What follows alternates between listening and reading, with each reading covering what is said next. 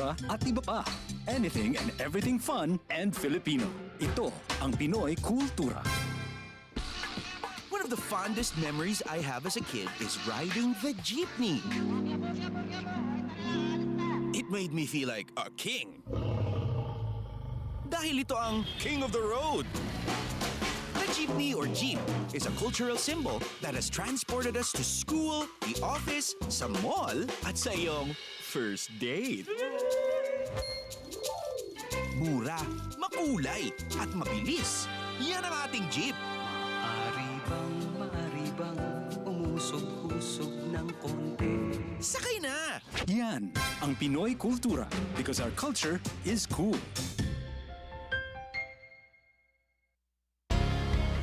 Paano nga ba mag-register para magkaroon ng schedule sa Bagong Pilipinas Presidential Action Center? Narito ang mga dapat gawin. Gamit ang iyong mobile device, pumunta sa eGovPH app. Pwede itong i-download mula sa Apple App Store o sa Google Play Store. Gumawa ng account. Ilagay ang email address, valid mobile number, pagkatapos ay makakatanggap ka ng one-time code sa iyong email. Gamitin ang code sa eGov app para sa verification ng iyong account at ng mga impormasyong ibinigay. Congratulations! Meron ka ng eGovPH app account. Pwede mo na ma-access ang iba't ibang serbisyo ng gobyerno kabilang ang mga serbisyo sa Bagong Pilipinas Presidential Action Center. May dalawang mukha ang gutom na matagal nang kinahaharap ng bansa.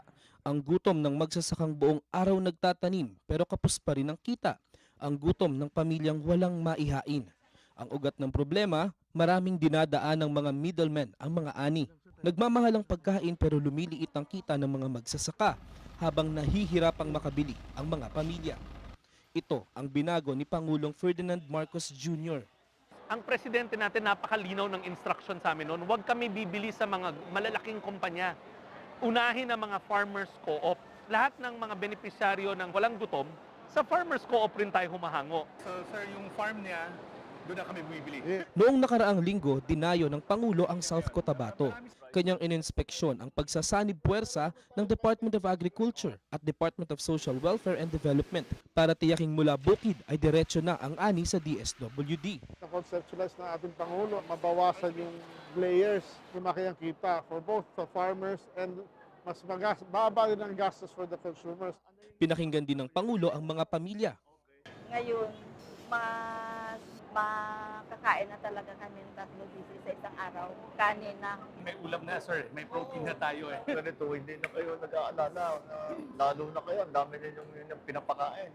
Para sa Pangulo, ang food security ay hindi lang programa, kundi pangako na ang tulong ay pangmatagalan. Ang tawag namin, hindi na farm to market. Ang tawag namin dito, farm to table. Dahil tuloy-tuloy, mula sa mga farmer, dire-diretso na sa kanilang hapagkainan.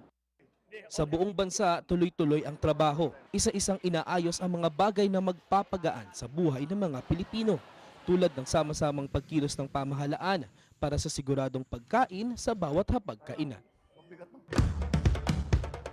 Ito ang Presidential Broadcast Service. Radyo Pilipinas. Radyo Publiko Ng Bagong Pilipinas para sa Bagong Pilipino. Naghahatid ng mahahalagang balita at impormasyon na guugnay ng pamahalaan sa sambayanan. Tulay sa himpapawid ng serbisyo publiko. Radyo Pilipinas. Radyo Publiko. Ang boses ng Pangulo. Sa Mega Manila, 738. Radyo Pilipinas. Radyo Publiko. Tahanan ng OFW, handog ng Department of Migrant Workers at Radyo Pilipinas, Radyo Publiko, programang maghahatid ng impormasyon sa mga polisiya, programa at mga hakbang ng DMW para sa kapakanan ng ating mga OFWs at kanilang pamilya. Tahanan ng OFW, programang hatid ay agarang serbisyo publiko para sa bagong bayani ng bayan, para sa bagong Pilipinas. Tahanan ng OFW ng Department of Migrant Workers, dito sa Radyo Pilipinas, Radyo Publiko. Magandang araw po sa inyong lahat, lalo na po sa ating mga minamahal na OFWs at sa inyo pong mga pamilya. Mula po sa tahanan ng OFWs, Ako po ang inyong lingkod, Secretary Hans Leo Kakdak, na nag-aanyaya sa inyong tumutok sa ating programa, Ang Tahanan ng OFW. Mapapakinggan na po tayo tuwing Biyernes mula alas 4 hanggang alas 5 ng hapon sa Radyo Pilipinas, Radyo Publiko, DZRB 738 AM. Gayon din sa Radyo Pilipinas World Service. Sa pamamagitan nito, patuloy ang pag-aabot sa ating mga OFWs at sa pagpapabatid ng ating mga serbisyo at programa nasaan man sila, nasaan man po kayo sa iba't ibang panig ng mundo. Mapapanood din po ang programa sa opisyal na Facebook pages ng Radyo Pilipinas at ng Department of Migrant Workers. Bukas po ang tahanan ng OFWs para sa ating lahat. Sama-sama po nating pakinggan ang mga kwento ng ating mga bagong bayani sa ilalim ng bagong Pilipinas ng ating mahal na Pangulo Ferdinand Marcos Jr.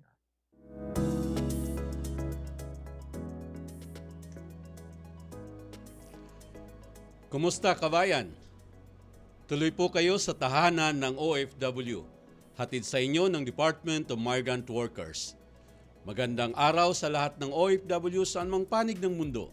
Kami po ang inyong makakasama sa isang oras ng makabuluhang talakayan mula sa DMW, Land-Based OFW Concerns. Ako po si Asik Benny Ligaspi. At mula naman po sa DMW Strategic Communication Service, ako po si Jel Miranda. Narito na ang programang tatalakay sa mga kwento at magiging tulay para sa mga serbisyo at programang laan para sa ating mga bagong bayani. Dahil sa ilang technical adjustments, ang Radio Pilipinas, Radyo Publiko ay pansamantala munang mapapakinggan sa 104.3 FM simula sa Lunes, July 6. Mapapanood niyo pa rin kami ng live streaming sa Radio Pilipinas social media pages. Sa aming pagbabalik sa 738 kHz, asahan ang mas malinaw at mas pinaigting na paghahatid ng mga balita, impormasyon at serbisyong publiko. Maraming salamat sa inyong patuloy na pagtangkilik at pagtitiwala. Magandang araw, Ma'am Jel. Magandang araw, Asik Benny, at sa lahat po ng ating taga-subaybay. Asik, kumusta? Medyo inihingal, medyo maulan, matraffic. Opo. Buti na lang, nakaabot. Talagang ganon blessing. Pag umuulan daw, blessing daw yun. Oo. At of course, Noong mga nakaraang linggo, sobrang busy, abalang-abala. Kwentuhan mo muna kami, ano ba yung mga naging ganap mo, Asik? Maraming salamat, Ma'am Jel. Actually, mayroon po tayong sinamahan ng mga NOK, Next of Kin, ng ating mga kasamahan na OFW na nandun po at tinutulungan ng ating MWO at ng atin pong tahanan para sa kanilang pagpapagunot sa iba't ibang hospital doon po sa Saudi Arabia. And yung sa Cambodia, balitaan mo kami regarding that. Wow, opo. Magandang nabanggit niyo po. Kasi kung titingnan po natin, magkakaroon po ng inauguration, soft opening po yung Migrant Workers Office natin sa Cambodia sa darating po na July 14. So, Ma'am Jel, ito po yung isa sa mga inaatas sa atin ng ating Pangulong Bongbong Marcos Jr. nung siya po ay bumisita nung nakaraan sa Cambodia na magkakaroon po ng Migrant Workers Office sa Cambodia. Dahil po alam naman natin yung mga kababayan natin na napupunta doon, yung mga nabibiktima ng mga scam at sa mga trafficking. Yes. Ito po, nandun po tayo, nagkaroon po ng RRT o Rapid Response Team nung bago matapos yung December 2025 hanggang February po para matulungan po natin ang ating mga kasamahang OFW na makabalik dito at pasimulan po o tingnan kung paano yung mga proseso para po sa pag-create ng ating MW. So, that's July 14. Opo. Pero hindi ka na pupunta doon. Oo. So, July 14, ilo-launch yung ating MWO sa Phnom Penh. Sa Phnom Penh, Cambodia. Pero gano'ng karami ba ang ating OFW dyan, Asik? Nako, hindi ko po mabibigay yung Exact tamang figure, datos kasi karamihan po ng mga pumupunta doon ay dumadaan po doon sa mga unorthodox na means, hindi dumadaan sa DMW, pumupunta doon as a tourist tapos magtatrabaho na o kaya dumadaan sa ibang country bago dumiretso sa Cambodia. So yun po yung mga nabibiktima or mga pumupunta, alam naman nila na yung pagpunta nila doon ay hindi naaayon sa tamang proseso. Pagdating doon, nagkakaroon na sila ng problema. So ito yung mga nabibiktima po ng mga nagtatraffic, nagkakaroon ng problema sa mga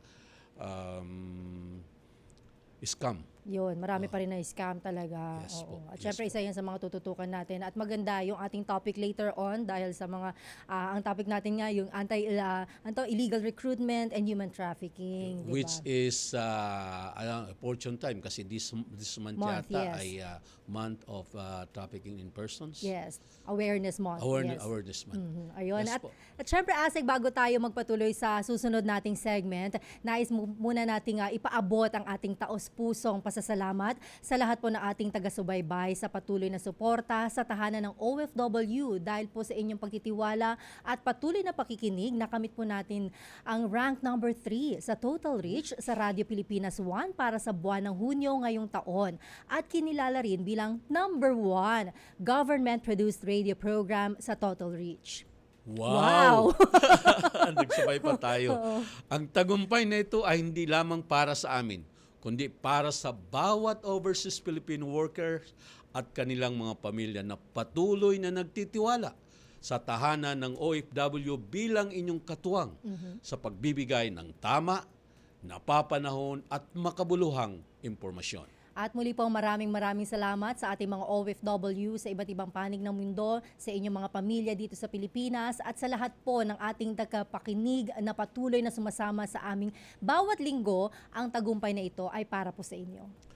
Asahan po ninyo na mas lalo pa naming pagbubutihin ang aming programa upang patuloy na mahihatid ang mga balita, serbisyo at kwentong nagbibigay inspirasyon sa ating mga bagong bayani. Muli mula po sa buong tahanan ng OFW staff and crew at Department of Migrant Workers sa aming mga co-host ni Asik Venny, maraming salamat po sa inyong suporta at patuloy po naming ipagdiriwang ang tagumpay nito, isang tagumpay na para sa bawat OFW. Wow, 'di ba Asik Venny? Sa pagbabalik mo, 'di ba, good news agad. Opo.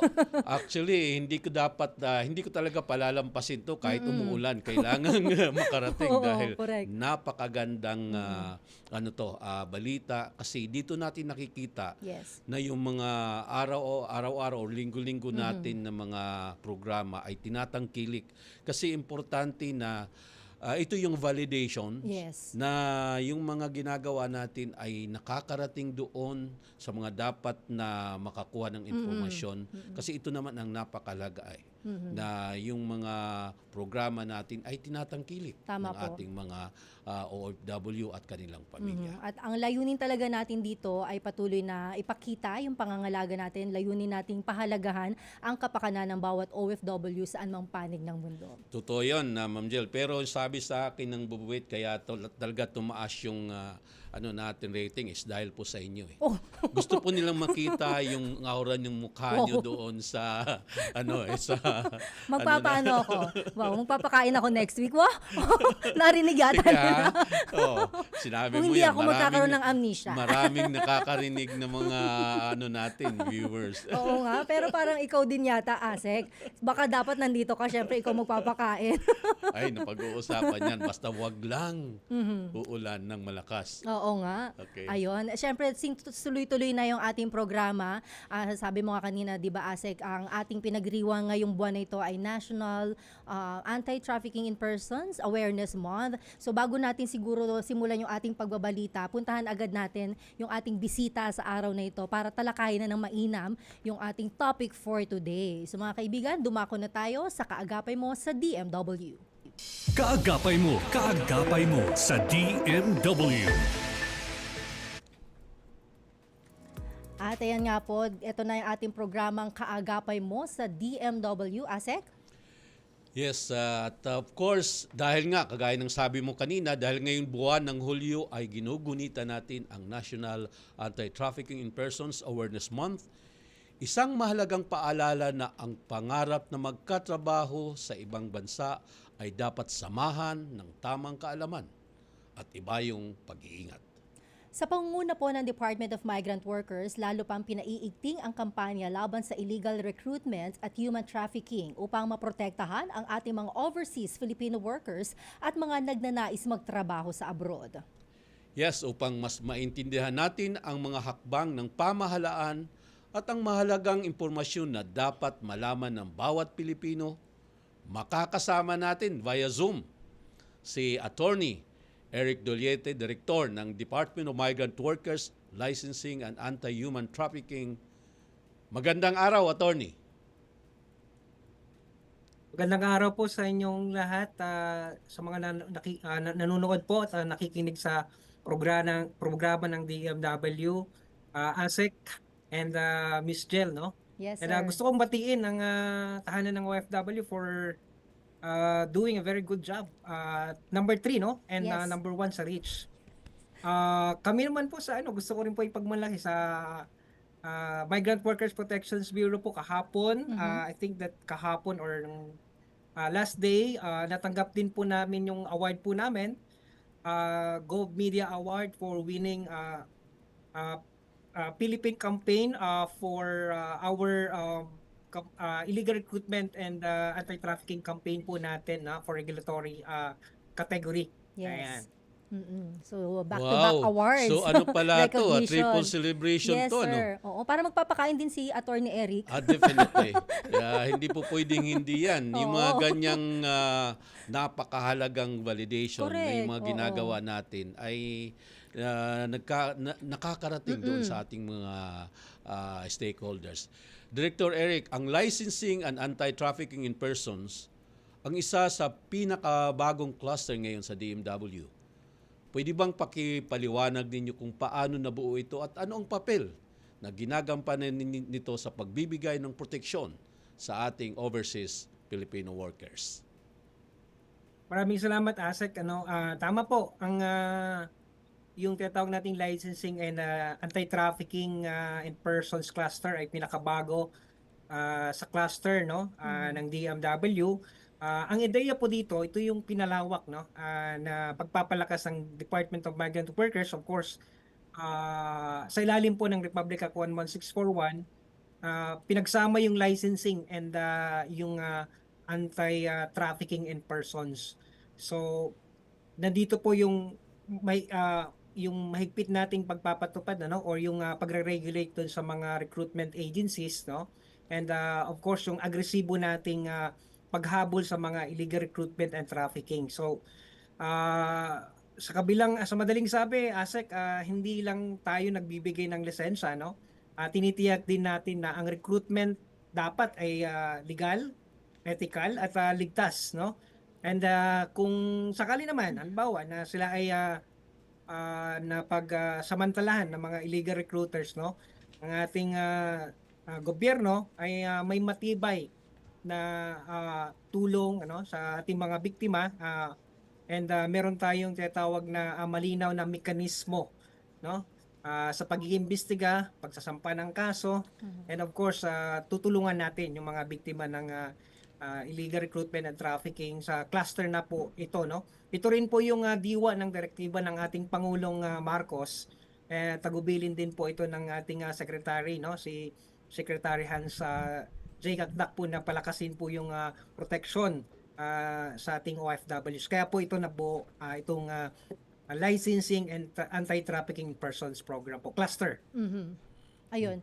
Pero attorney, since yun nga nabanggit natin kanina na this month of July ay ginugunita yung National Anti-Trafficking in Persons Awareness Month. So gaano kahalaga, attorney, yung ganitong event sa mga kampanya natin para talagang malabanan yung mga sindikato na nananamantala sa ating mga kababayan? Naku po, Miss Jel, ano, at sa mga nanonood po sa atin, nakikinig. Tama po, no, napakahalaga po nito, itong month na to, itong July. Yung tinatawag nating awareness month, no, sa National Anti-Trafficking in Persons Awareness Month. Sapagkat yung laban po natin sa trafficking ay hindi lang naman po ito mandato ng government, no? Yes, dating mandato ng government, yan po ay trabaho po natin, ano? Pero dapat din po itong maintindihan ng buong komunidad, no? Yung paglaban natin sa illegal recruitment and trafficking. So dapat pinapataas natin yung awareness ng publiko, dagdagan yung tinatawag nating social consciousness. And hikayatin natin ang ating mamamayan, yung mga stakeholders po natin, mga LGUs, kasama na rin siguro yung paaralan, no? Simbahan, mga pribadong sektor, na makiisa po sa kampanya ng trafficking. Of course, we want to protect yung mga vulnerable sectors, communities po natin, no? Na sabi nga ng ating USEC sa anti-trafficking cluster, dapat matutunan po nila yung red flags, no? And para pag nalaman po nila yung red flags, mas marami po tayong mapoprotektahan at mapipigilan hindi na mabiktima. Thank you, Director Eric. Actually, masusugan ko lang dahil nung nabanggit ko nga kanina, nagpagkaroon po ng rapid response team ang DMW doon sa Cambodia. Actually, nung time na nandun ako, mga katapusan ng December until mga first week ng February, nakapagpauwi tayo ng mga nabiktima ng mga trafficking person, mga scam ng mahigit 400. Yung mga time na yun, continuous po yun until the last time na nag-charter ng flight. Ito ay in coordination po ng ating embahada sa Phnom Penh, which is headed by Her Excellency Ambassador Flerida Ann Mayo, and of course ang atin pong MWO sa Singapore, which is headed by Labor Attaché Attorney Hani Siklot. Kasi under pa yan ng ang Cambodia kasi under ng Singapore dahil wala pa nga. Pero in spite of that, napakalakas po ng ating koordinasyon with the government of Cambodia. At yun nga, nung nagkaroon ng crackdown doon, maganda ang koordinasyon natin, napapauwi natin. At hindi po tayo nagkaroon ng mga yung nagka-camp outside doon sa consulate or embassy natin na kagaya ng ibang mga countries. Kasi nandun po yung presensya natin. So this is a whole of government approach. At of course, natutuwa ang ating pamahalaan, ang ating secretary kasi nire-report yan pa ito sa ating Pangulo. Yes. So ito po ay kaya nga nung after ilang days na lang magkakaroon na po tayo ng magkakaroon ng soft launch or inauguration para sa pagkakaroon ng talagang opisina natin doon sa Phnom Penh, Cambodia. Okay, isang tanong lang. Ano ba yung mga, kasi nandito yun sa Migrant Workers Protection Bureau, ilan po sa kabuuan ng naisagawa nating matagumpay na operasyon noong 2025 kung nagkaroon man tayong, kung may datos po kayo ngayon, at ano na po ba ang 6 months accomplishment, Director? Well, pinagmamalaki ko pong sabihin, no, na 2025 ASEC, we have conducted na sa 280 po yung investigations po natin sa mga illegal recruitment, no, and trafficking. May mga kinalaman din ng mga trafficking dito. And 32, no, yung naipasara po natin ng mga establishments, no. And nung 2026 naman po itong mag third quarter pa lang tayo, no. Meron na po tayong nasa 108 na po yung in-investigate po natin, and ang naipasara po natin nasa 29 establishments na po tayo. And bukod pa rito, ASEC, may bahagi ko na rin ng itong June 2026 sa Manila at saka sa Cavite. Meron po tayong na-rescue na 206 OFW applicants na biktima po ng illegal recruitment. Kasama na rin po yung trafficking, no. May shade ng trafficking kasi galing po sila sa hindi lang po illegal, no, yung accommodation, substandard din po yung kalagayan, no, yung facility, even yung may mga tinatawag na inhumane conditions pa po, no. So tuloy-tuloy po yung ating pagtugis na yung operation po natin. And kahapon lamang, no?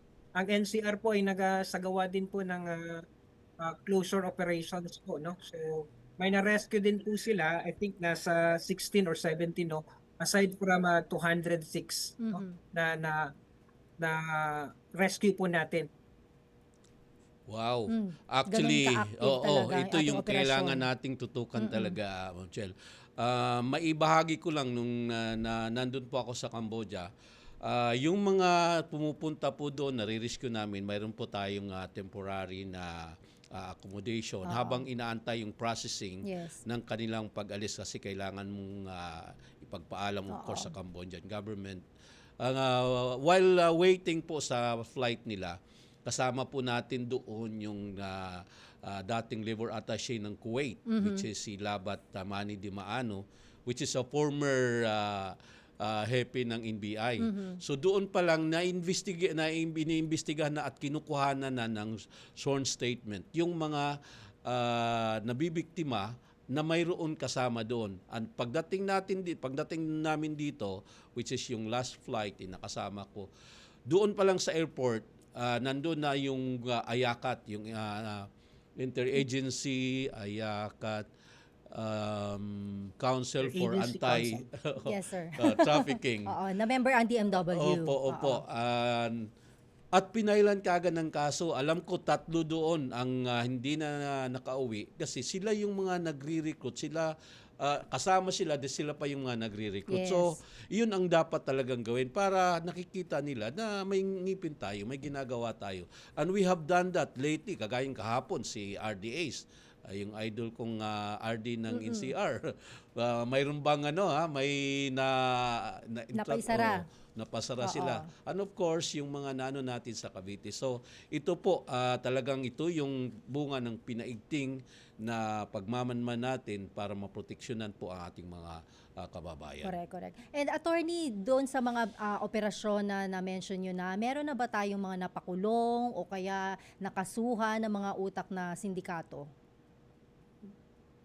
Yes po, yung datos naman po natin sa 2025 ASEC, tama po yun. Gusto ko lang ibahagi kasi kasama din ako dun sa sinasabi ni ASEC nung yung nagpauwi sila galing from Cambodia. Yes. And kasama din po ang Migrant Workers Protections Bureau, yung cluster natin sa trafficking in persons program, cluster na sumalubong at nagproseso, sumama po doon sa inquest po nila yung mga nakasuhan po, And yun po, it's very important kasi last year po, 2025, meron po tayong convictions, 9 po yan, mga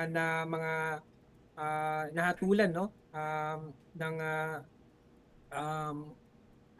naparusahan, 8 po dyan, illegal recruitment, at may isa po trafficking. Ngayong as of June 30, 2026 po, 8 naman po yung conviction din natin. Okay. And 4 po dito ang illegal recruitment and 4 po dito trafficking in persons. So, kaya po hindi po tayo tumitigil, hindi lang tayo kumbaga nasa-satisfy sa mga operation, ng mga investigation. Tayo ay tuloy-tuloy na paghahabla, pagsasampa ng kaso at pagpapanagot po sa sangkot ng mga sindikato, So, bukod pa dito, meron po tayong mga naisampang mga kaso pa na 2025, nasa 506 po yan, napakarami. Illegal recruitment na isampa po natin, and 31 po dito trafficking in person. So this year naman po, as of June 30 pa rin, meron po tayong nasa 318 na po inaisampa nating kaso o inahawakan nating kaso sa illegal recruitment, and 59 naman po dito ang trafficking in persons. So on various stages po ito, from prosecution to court hearings, and pinapanagot din po natin yung mga sangkot na mga agencies dito, So by way of canceling and suspending their license, of course, Sa mga nagpasara naman po natin na mga ahensya, sa mga unlicensed agencies po, nakapag-file na rin po tayo ng kaso dito, 10 po dito na i-file na rin po natin. ASEC? Yes po, thank you. Nabanggit niyo po ng yung mga recruitment agencies na nagre-recruit na walang basbas ng pamahalaan. At marami po silang mga naipasara natin. Maliban sa pagpapasara, ano po ba ang mga karampatang parusa na ipinapataw, lalo na halimbawa doon sa mga may-ari, o mga may-ari ng mga recruitment agency? Mayroon bang kulong yan? Mayroon bang financial na damages na kailangang ibayad nila? Paano po ba ang nakasabi sa batas sa mga taong naparusahan o kaya na tungkol sa mga illegal recruitment and trafficking in persons?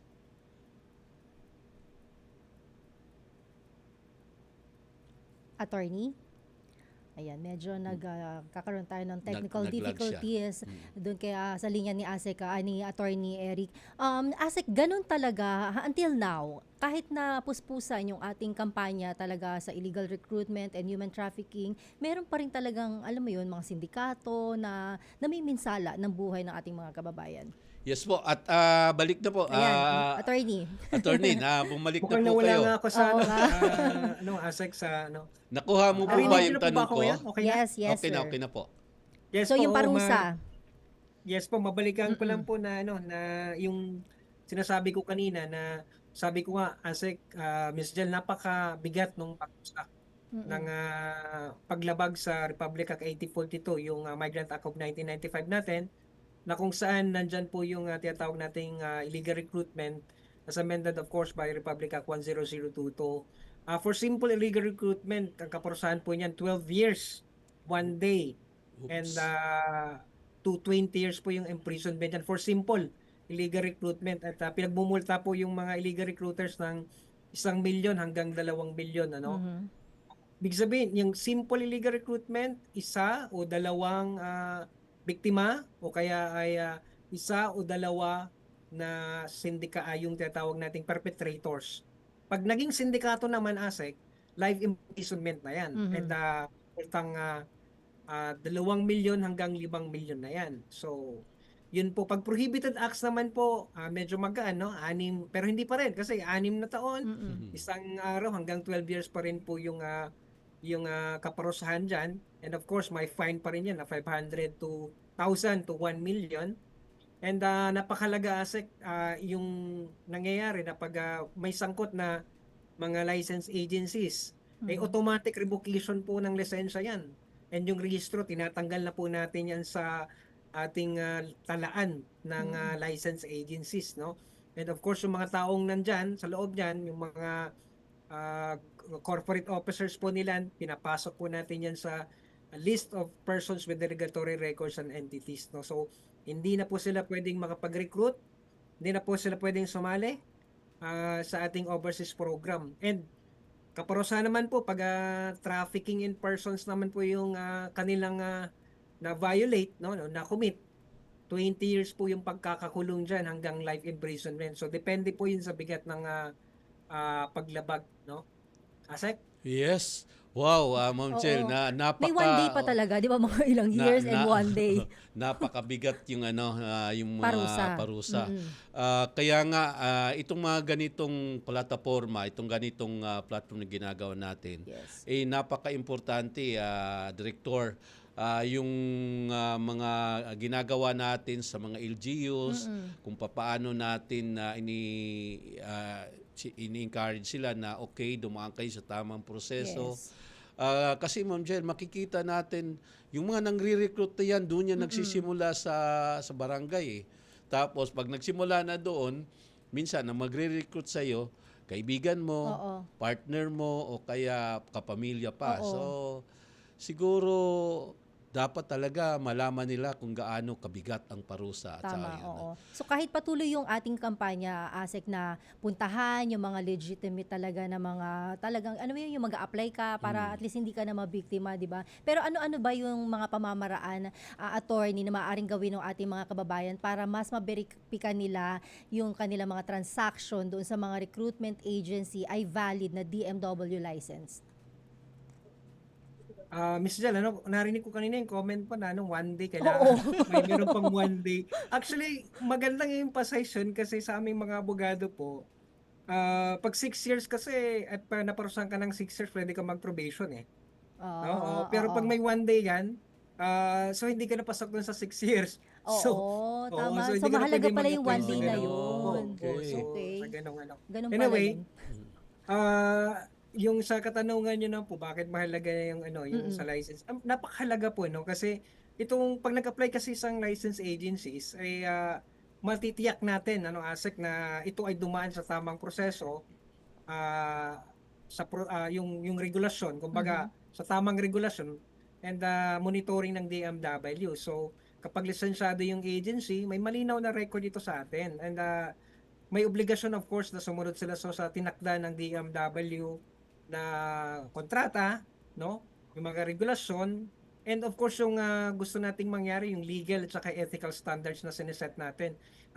And international of course yung mga international standards din natin na sineset, no? And of course pag hindi naman lisensyado, ang panganib niyan yung kabaliktaran, no? Pwedeng hindi sumunod doon sa napagkasundo ang kontrata. So walang pwede silang agad malinlang at magbayad ng sobra. Pwede rin sila mapunta doon, mapadala sila sa abroad na sa mga peking trabaho. And of course, yung pinakamabigat doon, yung mapasok sila sa kalagayan ng trafficking. So, since unregulated, no, undocumented po sila, illegal yung paglabas po nila, napakalaking probability, no? Yung tinatawag natin na pwede po silang ma-exploit. So they are prone, no, to exploitation. Kasi walang walang yung kontrata hindi regulated no. Yeah. So yun po yung kahalagahan na dapat po lisensyado po yung yung recruitment agency, no. Kaya nga sinasabi nga na ang mahalagang depensa ng aplikante yung dapat dumaan sila sa legal na paraan bago sila magtiwala sa isang recruiter. Yeah, Director, of course, matagal na po kayo dyan sa MWPB o Migrant Workers Protection Bureau.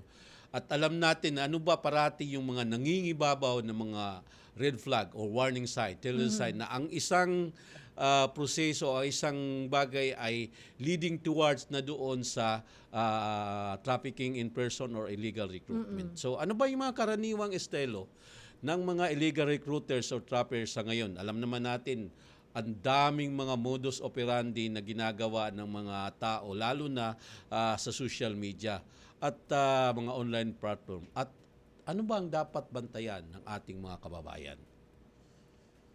Salamat ASEC sa katanungan. Alam mo po, marami actually, no? Kung titingnan natin yung modus, dati yung tinatawag nating tourist worker scheme na kung saan papangakuan ka ng madali ang trabaho kagamit ang tourist, no? So sasabihin nila, naku, ma-stricto ang DMW sa so dito ka na lang sa amin, mapapabilis natin 'yan. And legal naman ito dahil yung bansa ay tumatanggap ng turista. So gano'n, no? Tourist scheme. Meron ding tinatawag na mga third country na kung saan yung mga workers natin ay nire-recruit doon sa second country kung nasaan sila. Minsan may mga nagpapanggap ng mga visa consultancy, may mga nagpapanggap ng mga training agencies no? Minsan nga may nagpapanggap din ng mga taga DMW, 'di ba? So yung naipasara natin at na-aresto natin I think that 2 weeks ago or 3 weeks ago, no? And of course, yung laganap ngayon, ASEC, yung online recruitment scam na binabanggit po ninyo, na kung sing ginagamit yung social media, mag-post sa mga peking overseas jobs, no? And mayroon din po yung mga mga panlililang, minsan gumagamit ng mga dating apps, student trainees scheme, no? Mga pangakong trabaho sa ibang bansa sa mga high risk, no? At saka yung conflict areas, ASEC, meron din, no? Kaya po tayo tuloy-tuloy po yung natin, pagbabantay po dito. In fact, ASEC sa 2020 to 2025, ang mga na-takedowns po natin ng mga illegal recruitment posts saka sa Facebook, no, sa tulong ng ating partnership with Meta, umaabot na yung ASEC, nasa 146,871 na po yan. Wow. At sa TikTok naman, nasa 57,000. Ang dami niyan, 146,000. Oo, Pag mayroon kang ganyang follower, nag-ano ka na ba doon? Nagmo-monetize ka na Oo. ba? Kumikita na. Bawal Alright. ASEC, baka makasuhan tayo. Binotize natin. Alright, Asek? Okay. Director, maraming salamat. Yung nabanggit nyo, nung nandun nga ako sa Cambodia, siyempre ini-interview namin isa-isa. Paano ka nakarating dito? Kagaya sabi nyo, dumadaan muna sa ibang bansa, ibang country, within the ASEAN, bago dumiretso ng Cambodia. Kasi kung dadaan ka talaga through our airport, nung ka na makaalis ka doon sa mga immigration, dahil alam naman natin na napakataas po yung pagtingin nila doon sa rest kung pupunta ka ng Cambodia at hindi ka dumaan sa tamang proseso. Yung iba nga, Director, dumadaan pa, bumundok pa, galing pa ng Palawan. Yung bang mag-ano sila or kaya sa parte ng Mindanao, yung mag-ano ng speedboat papuntang other countries na at doon saka na pupunta ng Cambodia. So napaka ingenious yung mga trafficker ngayon. Kaya dapat lang talaga yung mga yan makulong at maparusahan dahil masyadong malaki yung nila doon sa mga taong gusto man lang maghanap ng trabaho. Alright. Maraming salamat, Attorney Eric. Hanggang sa mga susunod na pagkakataon, medyo bitin yung ating oras. Ang dami pa nating dapat talakayin. Pero I'm sure marami na pakinabangan yung ating mga kababayan mula doon sa mga detalye at impormasyon na naibahagi mo sa amin. Maraming salamat, Attorney Eric Duliete, Director ng DMW Licensing and Anti-Human Trafficking. Thank you, Attorney. Po, and muli po, congratulations po sa inyo, sa atin lahat. Yes, sir. Thank you po. Libreng kape na yan, Attorney. Thank you, Attorney. Maraming salamat. Mga kababayan, manatiling nakatutok, magbabalik pa ang tahanan ng OFW. Radyo Pilipinas is on Viber. Viber. One tap and swipe. Nandyan na lahat. Receive credible news and information. Pati mga trending topics at videos. Sure na meron dito niyan. Stay on track with Radyo Pilipinas on Viber. Pick up real news. Catch the latest and biggest stories. Search Radyo Pilipinas on Viber and hop in to our community. Good news! Ang inyong pinagkakatiwalaang Radyo Pilipinas nasa TV na. Oo, nasa TV na. Ang Radyo Pilipinas 738 AM ay live nang mapapanood sa Channel 3 ng ABS-CBN TV Plus at Channels 45 to 49 ng GMA Affordabox. Kaya may access ka na sa balitang totoo anytime, anywhere. Sa radyo, sa social media at TV. Radyo Pilipinas 738 AM. Magandang araw, si Dingdong Dantes po ito. Dahil taon-taon tayong binibisita ng bagyo, kailangan handa tayong harapin ito. Naalala ko si Mami, meron siyang isang envelope kung saan nakatago ang mga importanteng dokumento para madaling kunin at dalhin kapag may bagyo. Ang misis ko naman, may nakahanda palaging emergency go bag na may lamang damit, gamot, pagkain, tubig at pera na kasya hanggang 3 araw sakaling kailanganin namin pumunta sa evacuation center. At syempre, ang toka ko, bago pa dumating ang bagyo, sinisilip ko na kung may mga butas ba yung bubong o ang ibang parte ng bahay na kailangang i-repair. Nakamonitor din ako sa updates ng pag-asa tungkol sa bagyo. May kanya-kanyang responsibilidad sa bahay para sure na ligtas ang buhay. Dahil #panatag ang may alam.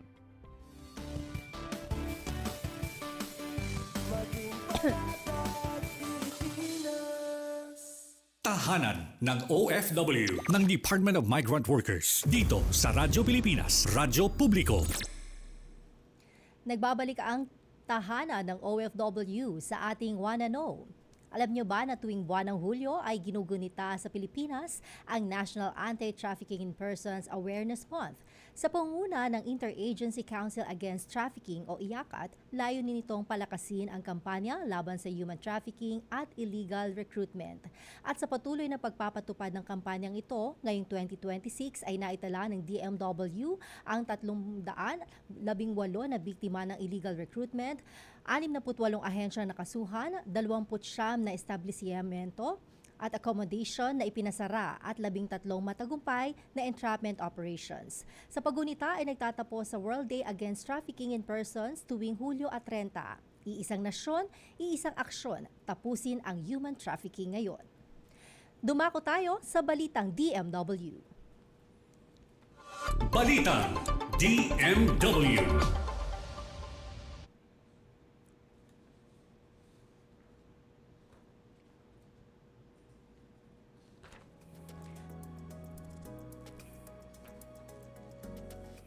Okay, mas magiging abot kamay, maayos at makatao ang serbisyo para sa mga overseas Filipino workers sa Southern Taiwan sa pagbubukas ng bagong Manila Economic Office or ng DMW at sa Kaohsiung. Yes, ito yung MECO MWO.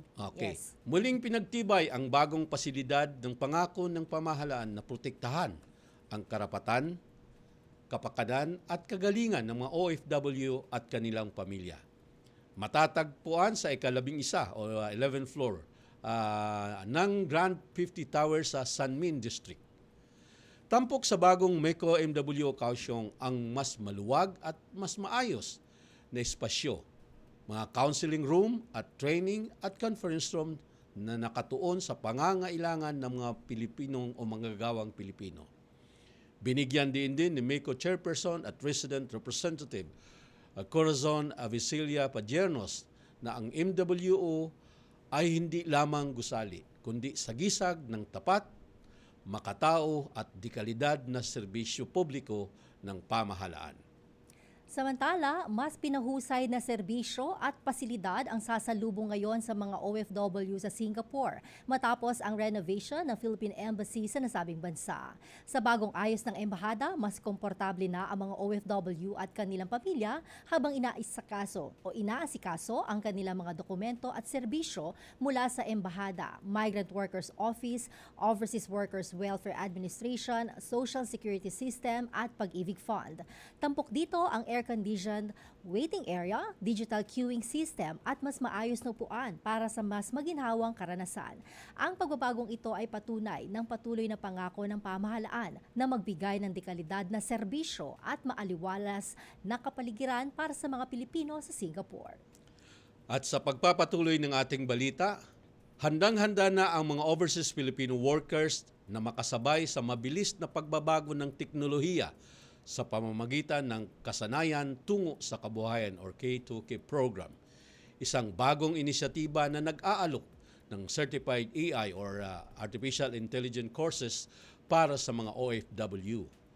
Layunin ng programa na palawakin ang digital skills ng mga OFW upang maging mas AI ready at magkaroon ng mas maraming oportunidad sa trabaho at kabuhayan.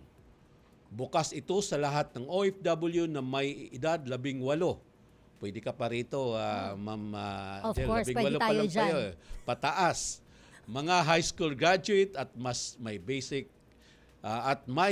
computer skills. Bukas na ang pre-registration hanggang Hulyo 15 or July 15 this month. Limitado ang slots kaya hinihikayat ang mga OFW na agad magparehistro sa kaalaman dmw.gov.ph.